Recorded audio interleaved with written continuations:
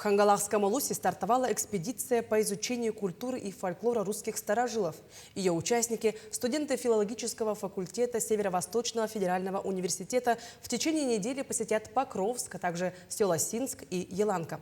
Главная цель – общение с носителями уникального местного говора, потомками государевых ямщиков.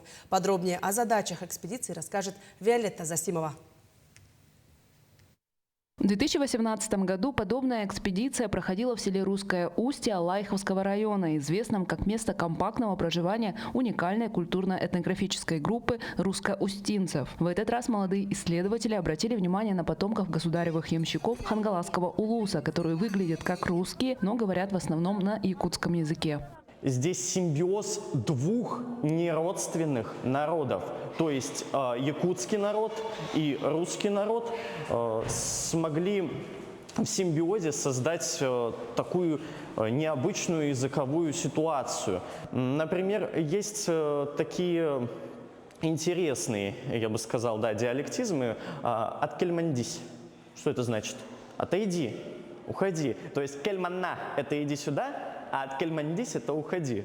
Вот такая вот особенность интересная. В состав экспедиции вошли 11 студентов 2, 3 и 4 курса филологического факультета. В первые дни пребывания в Улусе они провели встречи с покровскими школьниками, прочитали для них лекции о старожилах Арктики и Сибири, организовали мастер-классы по созданию оберега «Ангелочка», а также показали спектакль, задействовав учащихся пришкольных театральных студий.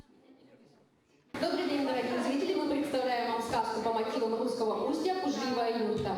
Затем участники экспедиции отправятся в южные наслеги Улуса, где проживает большинство потомков ямщиков. Там студенты проведут интервью с местными жителями, чтобы изучить особенности их говора, обычаев и традиций. Все собранные материалы будут зафиксированы в аудио и видео формате.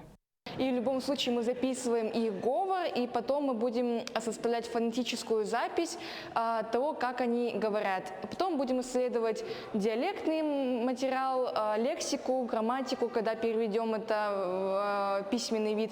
В общем, работы предстоит много.